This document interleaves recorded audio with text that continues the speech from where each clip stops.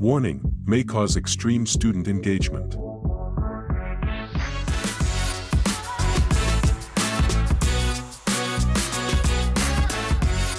Welcome to the Digital Dish. Your go-to podcast for all things tech and education. Yes, we are now live. Well, welcome back. Whoa, that was a little loud. We're still learning how to use the new board, guys. Sorry. Welcome back to the Digital Dish. How's everybody doing? Good. We good? Everybody in this room? Yeah. Yeah. All the two of us. I mean, we're good, right? It's snowing again. Again. It's terrible. It's March 25th. Yeah. Give it a break. Like, I'm done. whoever ticked off Mother Nature needs to just apologize. So It was the groundhog. It was the groundhog that made her mad. I think so. Okay. Nice. So I'm Allie, an aspiring book monster and your EdTech coach. And I'm Katie, the not-so-great scripter and director of EdTech at West Hill. So Katie, I have to ask, scripter, do you mean like writing a script for like a play, or what kind of script are you talking about? I'm talking about JavaScript.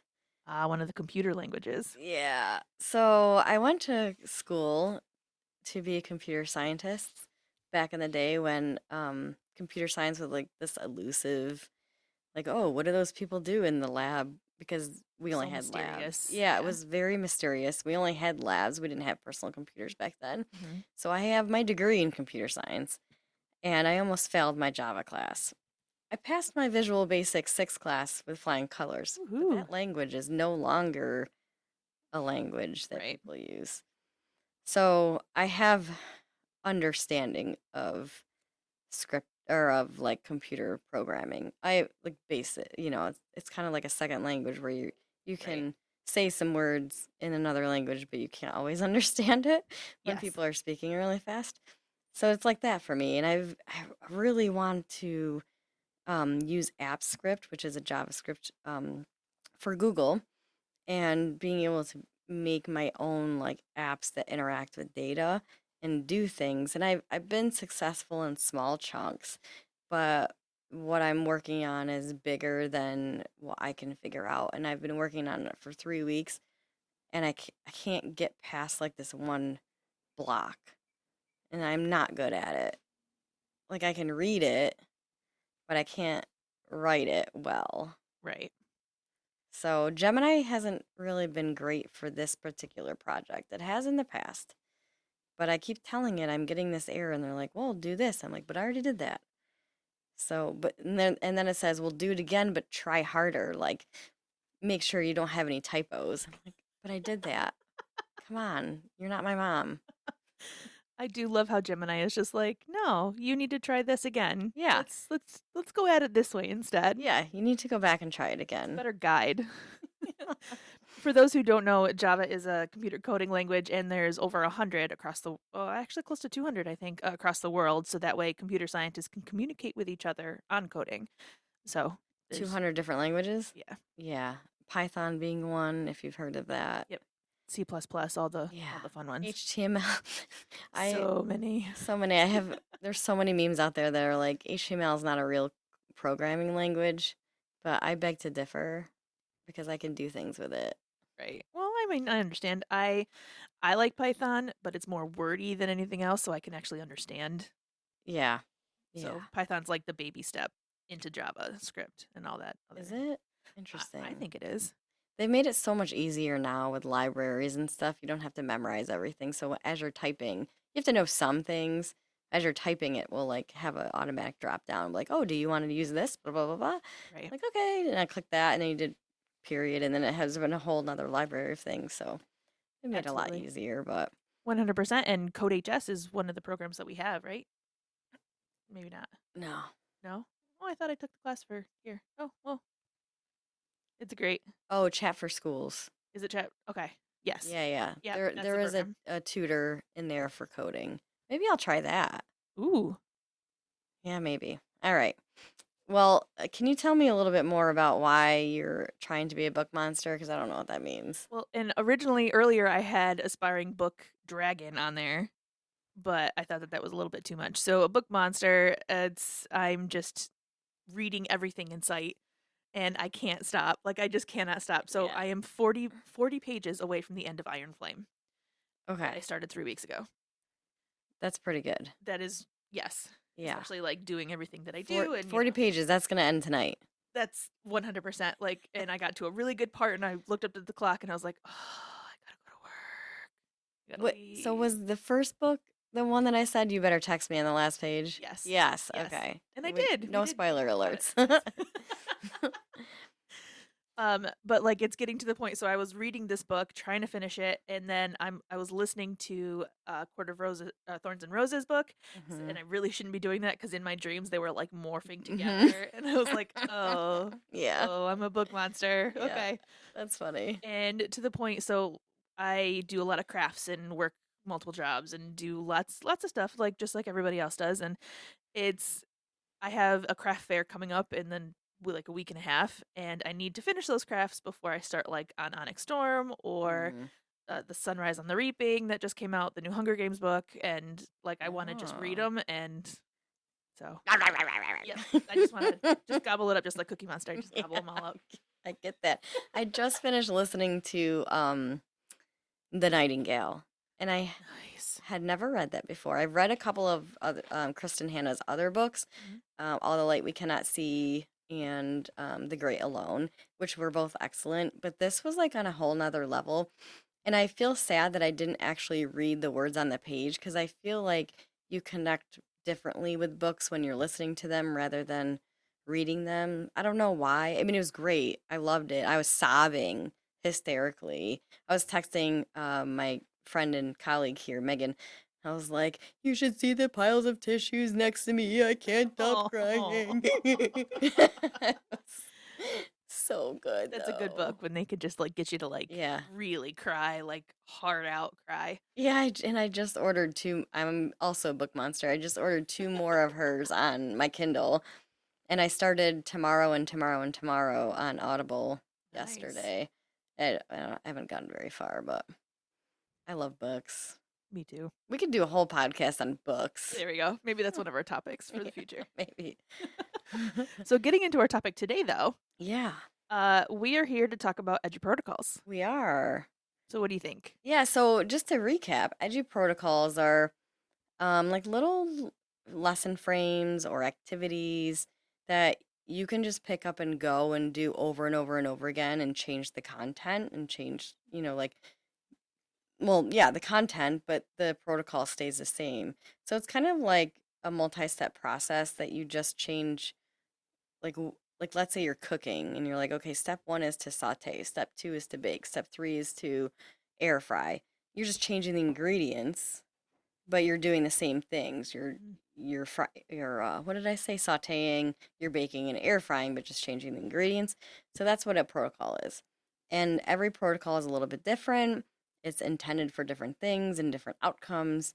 And really the basis is to put the learning back into the hands of the kids and give them ownership over the learning process. They collaborate, they're creating, they're communicating constantly. Every single protocol has some kind of communication component.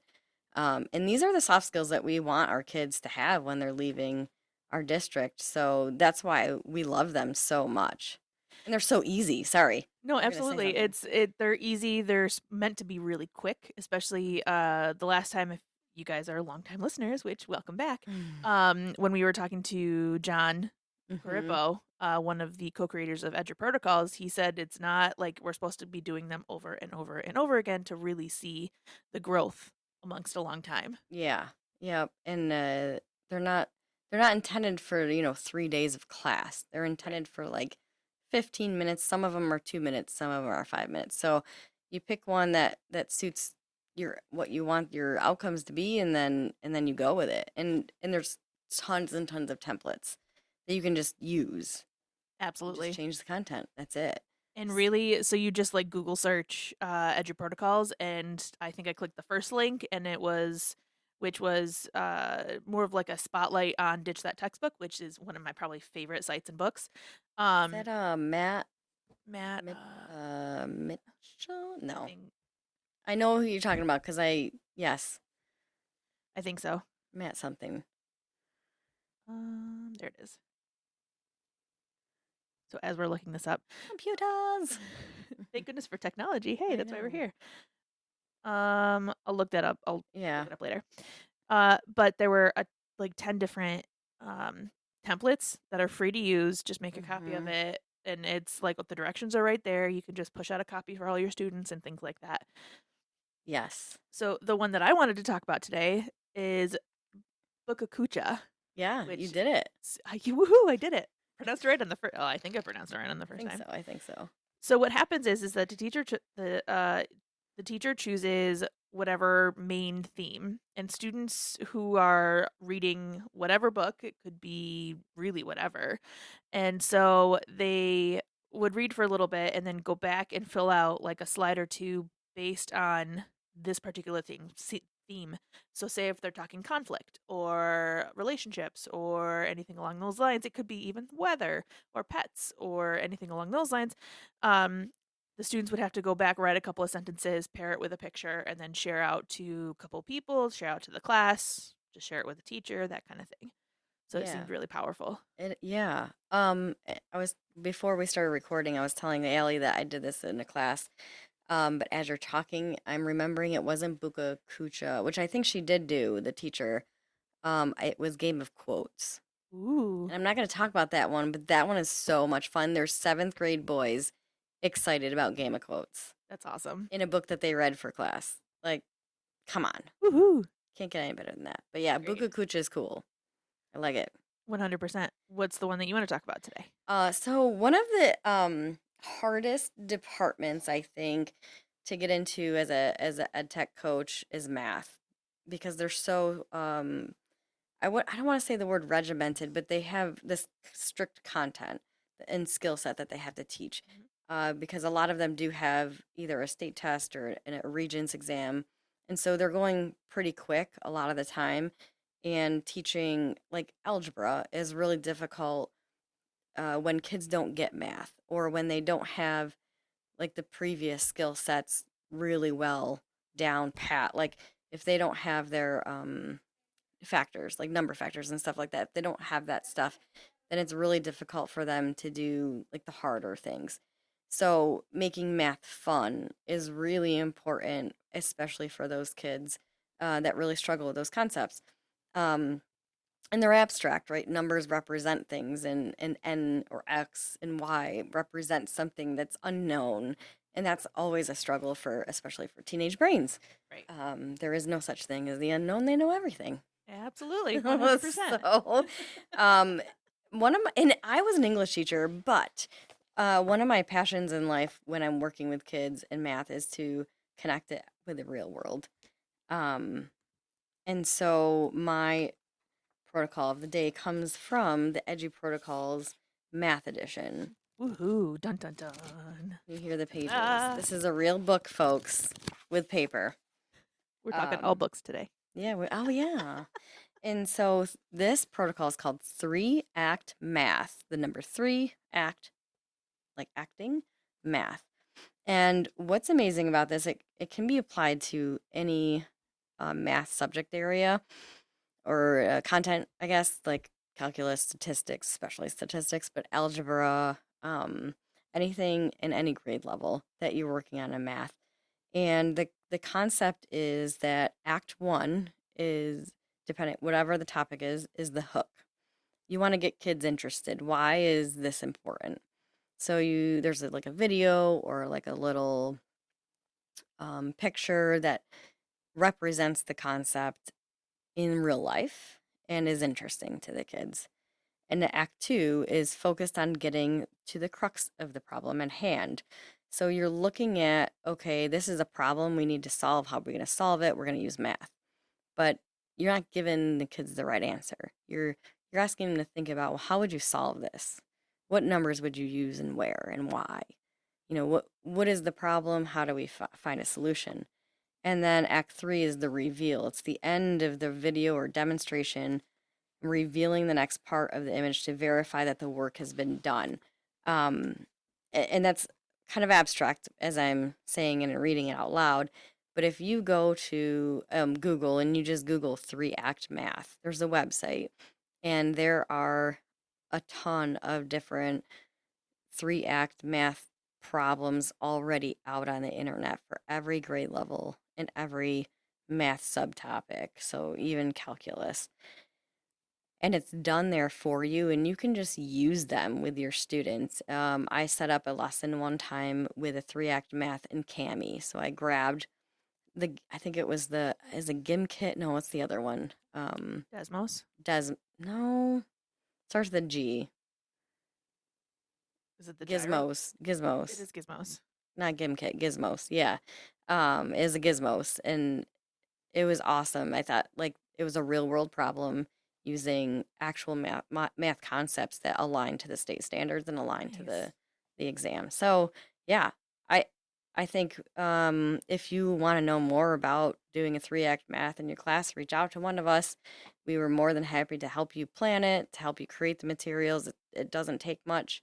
It maybe could take 15 minutes of our time together, and then you're off and going, and then you can just reuse it over and over again. Absolutely, 100%. And ditch that textbook. His name is Matt Miller. Matt Miller. I knew it was, what is it, assimilation? No.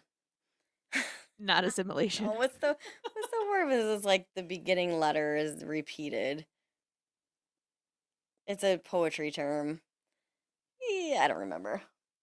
But did you mention your longtime friend that Oh, that's right. So like in this book, this is so cool. sorry, going back to the Eduprotocols. Yeah. Thank you for reminding me. In the math edition of the Eduprotocols and 3-act math chapter, they mention a man by the name of Mr. John Stevens, and I am connected with Mr. John Stevens from like 15 years ago when Twitter was a thing. There was a chat that a couple of people started called Flip Class, and I was interested in Flip Classroom at the time. So I was on Twitter. I saw these people talking about Flip Class, and one of them was John, and then another couple people that I'm still friends with. It's funny, Kate Baker and Lindsay, and Cheryl and Andrew and the 6 of us or whatever, would talk every week about Flip Classroom on Twitter. And then I got to meet them all in person at ISTE and got to see them for a few years in a row. I met Matt Miller at ISTE. That's awesome. Yeah, like bringing me back to the day. Like I saw his name and I was like, wow, it's a blessing. He's the one that called me badass for the first time. He would bleep me out. And that was the first time I realized like, oh man, like I really like this stuff. And he called me KDF and Regan too. He coined that term. Ooh. So yeah, like it was a cool group to be a part of, and it was kind of where I got my start in ed tech. Nice. Yeah, back when Twitter was a thing. Awesome. So those are just two of some of the amazing Eduprotocols that we enjoy, at least. If you guys want to comment below or shoot us a message and be like, hey, this is the one that I have been using, or even like Katie said, if you guys want to use it and just want a little extra support, totally understand. We would love to help. And if you're in the OC and BOCES region, you can get the Eduprotocols Field Guide 1 Yes. in the SLS Professional Library online. I can send you a link. I know I have it somewhere. It's probably on the website too, but Yep, absolutely. yeah. And then I have Field Guide 2 and the Math Edition.